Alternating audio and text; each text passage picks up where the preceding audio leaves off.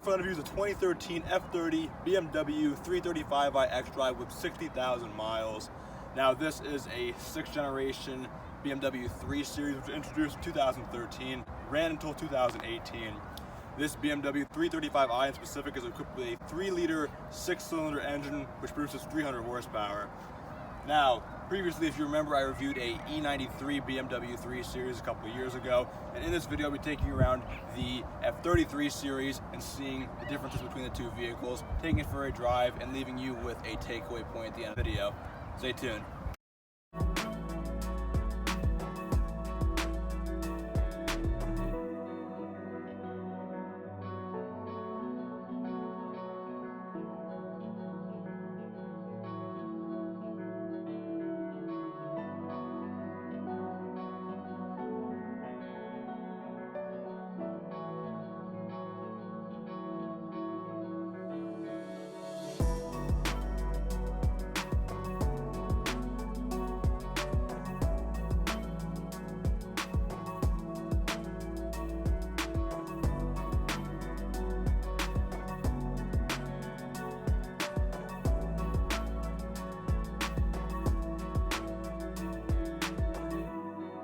One nice trait about this 335i in specific is it is an M Sport package attached to the vehicle.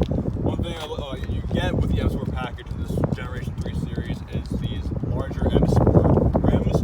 As you can see, it has a very opulent looking design to it. It has a little M badge on each of the respective rims, and it's also a little bit larger in diameter than your lower trim wheels if you got a lower trim 3 Series from this generation.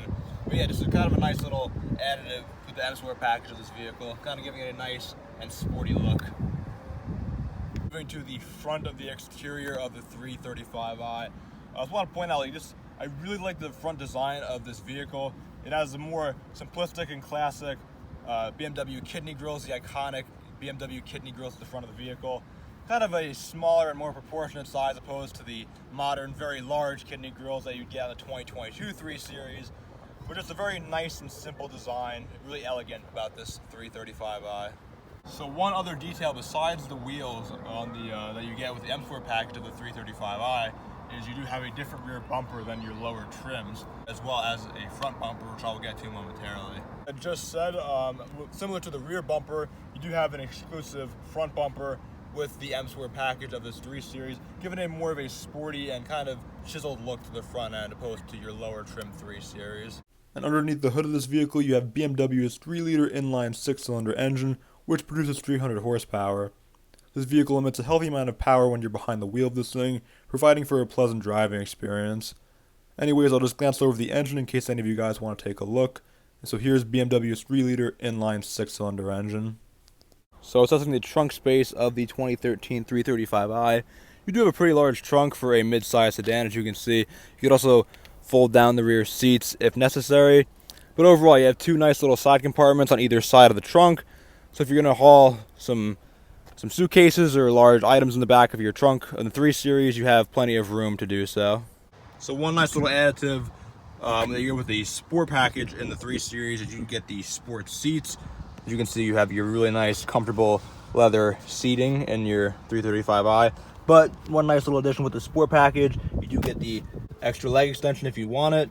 All you have to do is lift on the bottom, and you can extend the extra leg support for your legs when you're driving, which is a nice little feature in case you're going on a long road trip and want a little extra support for your legs.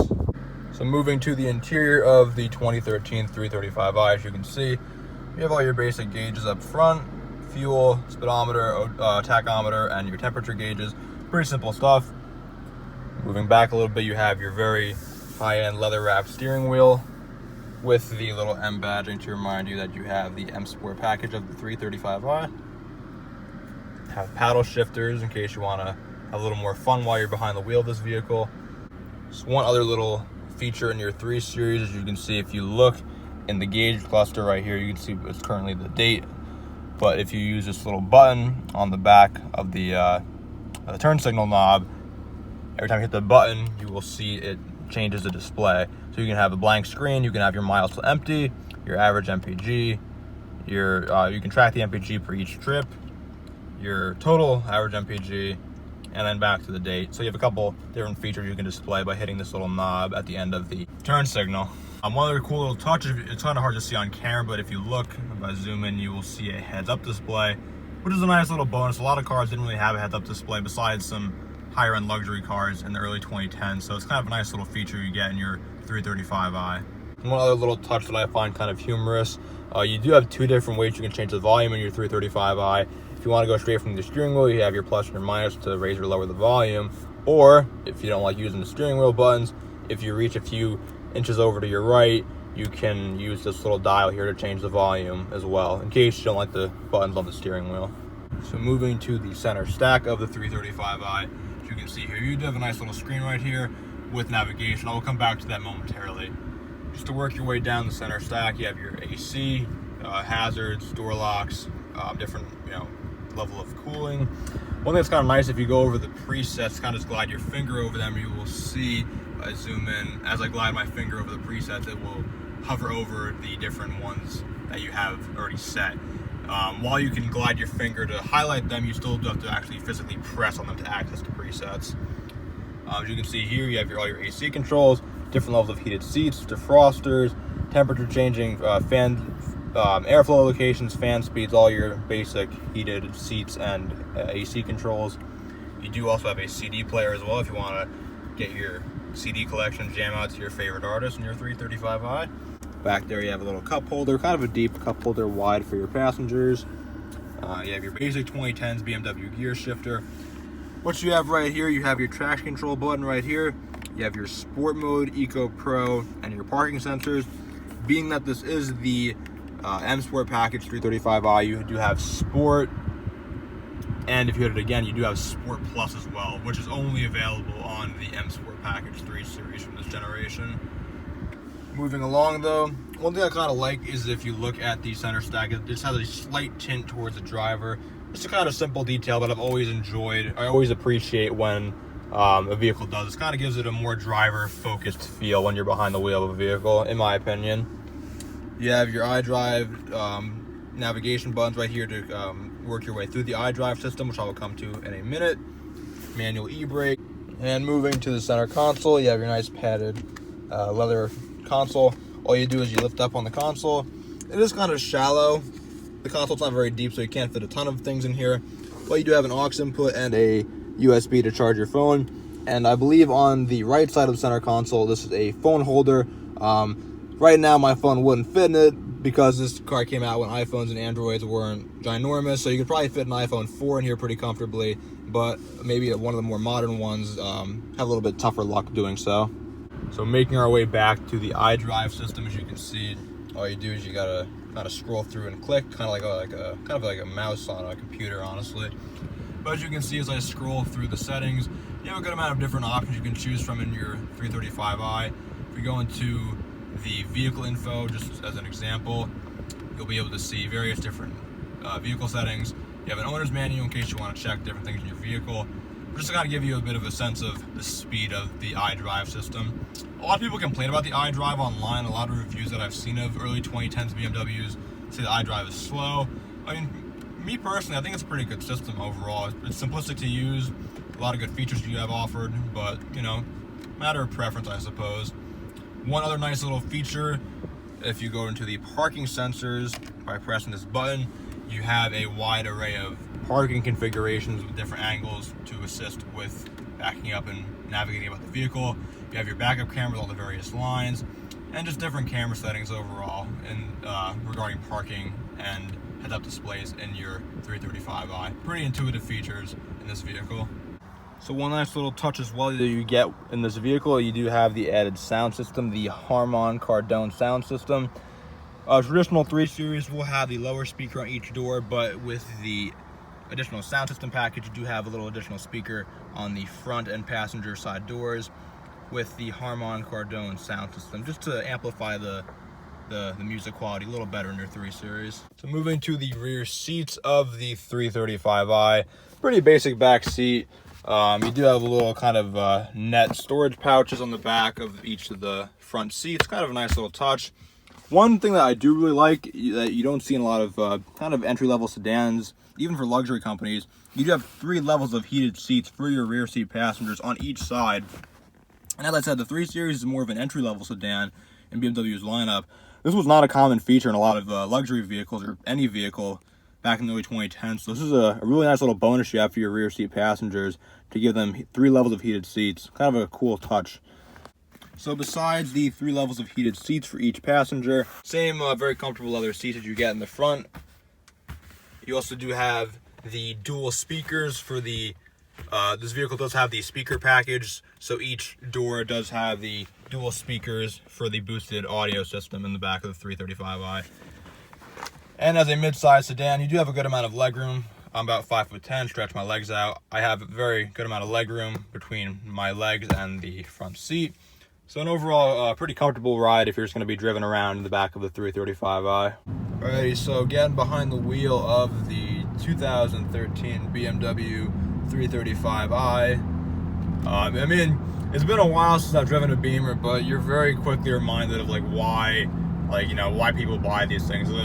Just going off a turn, hitting the gas, just a smooth transition, just from 0 to 50. It's like, turn the wheel, hitting the gas, just like melted butter. It's silky smooth, just really comfortable, just easy gear changes, not rough.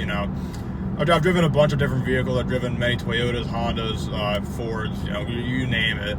And they're all good, but like German cars, they're always geared towards the driving experience. This is, I want to say, the 4th or 5th BMW that I've driven. All of them drive just super nicely, and the same goes for Audi, Mercedes-Benz, etc.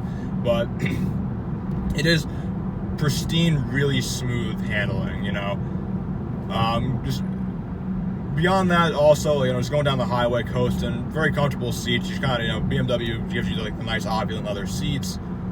And overall, just a nice array of high quality materials. This is the extra, or the M Sport package, so you do have a little more of a kick. But even in comfort mode, just going down the highway, it's got good throttle response. This engine has 300 horsepower, so you're packing, a truck-sized, level of power in a sedan to give you a really nice driving experience. Good throttle response.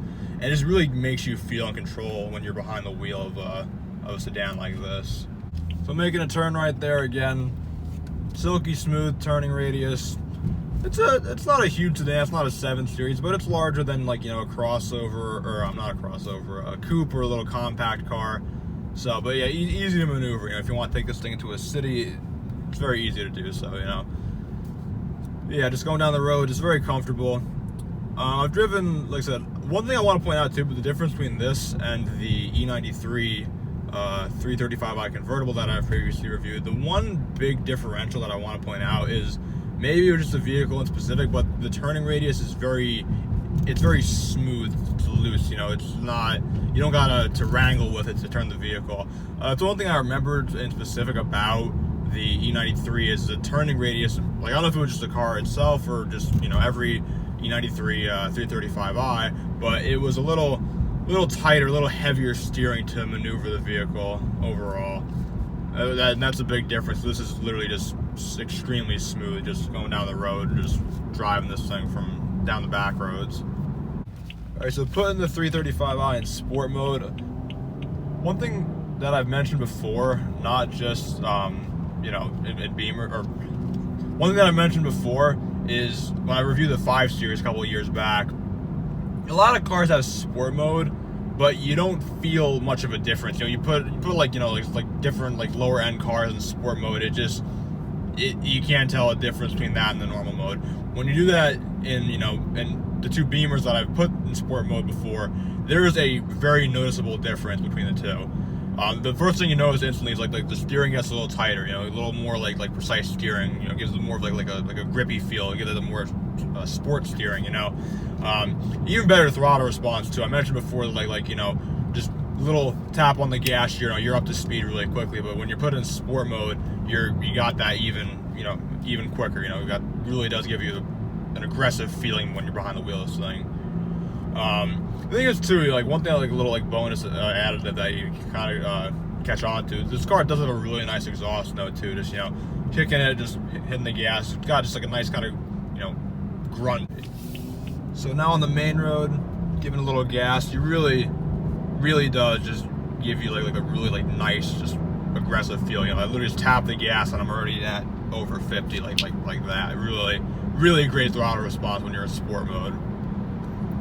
But yeah, just to kind of give a little synopsis, if you want just like a luxurious, more of an entry level, this is, the fully loaded entry level, but an entry level luxury sedan from BMW, just, at a good price too. I know the market's a little crazy, but these are still much cheaper than you can find for a brand new 3 Series, obviously. It's a pleasant vehicle to drive. You feel, opulent, got all the nice Beamer amenities, the comfortable seats, like the good throttle response, the power. It feels nice. It's just in comfort mode, It gets pretty good MPG. It's not going to give you, the MPG that you're going to get in like a Prius or, like a Honda Fit, but for a mid-size sedan, you get pretty good MPG.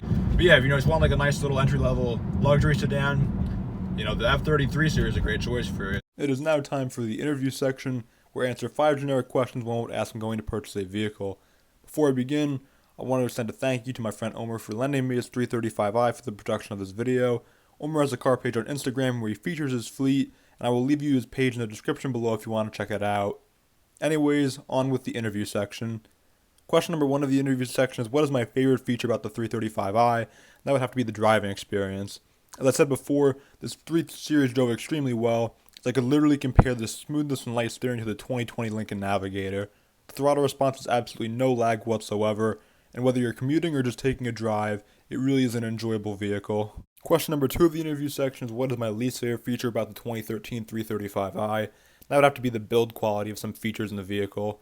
For a car that cost over $60,000 while new back in 2013, the fact that this vehicle had a melted door handle and creaking rear armrest with only 60,000 miles is a bit disappointing, as these things shouldn't be happening when you're spending that much money for a luxury sedan.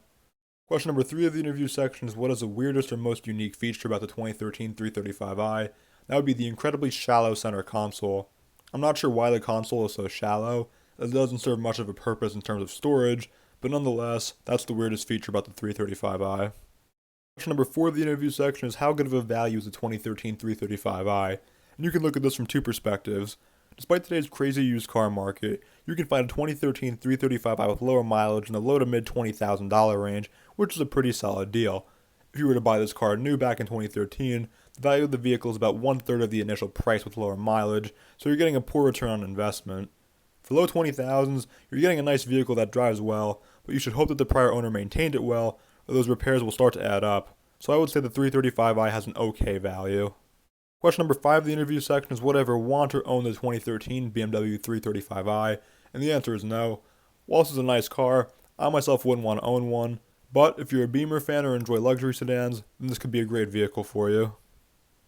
Alright, and to conclude the video, I leave you with the takeaway point, which is essentially a synopsis of my final thoughts about the 335i.